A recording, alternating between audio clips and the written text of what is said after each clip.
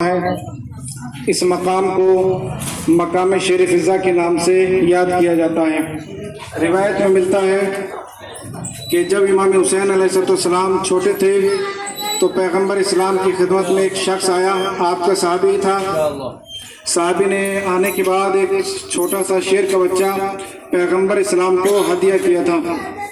اس وقت امام حسین علیہ السلام پیغمبر اسلام کی گود میں بیٹھے ہوئے تھے، تو پیغمبر اسلام نے اس شیر کے بچے کو امام حسین علیہ السلام کو ہدیہ کر دیا۔ اس کے بعد جب وہ شیر بڑا ہونے لگا تو مدینے کی چند افراد آئے اور آنے کے بعد عرض کرتے ہیں کہ یا رسول اللہ، یہ جانور ہے، ہمیں اس سے ڈر لگتا ہے، آپ حسین سے کہہ دیجئے کہ اس کو آزاد کر دیں اور اس کو جنگل میں چھوڑائیں۔ اس کے بعد پیغمبر اسلام نے امام حسین علیہ السلام سے کہا اور امام حسین علیہ السلام نے اس شیر کو جنگل میں چھوڑ دیا۔ روایت میں ملتا ہے کہ جب روز عاشور آیا اور امام حسین علیہ السلام کو شہید کر دیا، اس کے بعد عمر سعد نے حکم دیا کہ سارے کے سارے جو شہداء ایک جگہ پر جمع تھے اور آپ کے لاشیں پڑے ہوئے تھے، عمر سعد نے حکم دیا کہ جاؤ اور تمام شہداء کے لاشوں کو پامال کر دو۔ یہ منظر جناب زینب کبریٰ نے دیکھا اور جناب فضا سے کہا، اماں فضا، آج میرے لاحق کی خیر نہیں ہے۔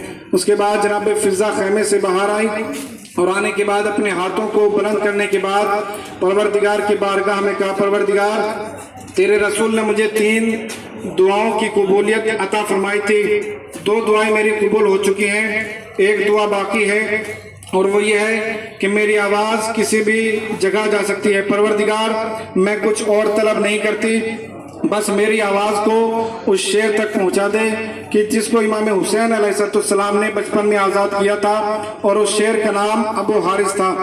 اب جناب فضا سلام اللہ علیہ نے آواز دی، جنگل سے ایک شیر آتا ہوا دکھائی دیا۔ جیسے ہی وہ شیر آیا تو تمام کے تمام فوج اشکیا کے گھوڑے اس شیر سے ڈر کر بھاگ گئے، اور شیر آنے کے بعد امام حسین علیہ السلام کے جنازے کا طواف کرتا رہا۔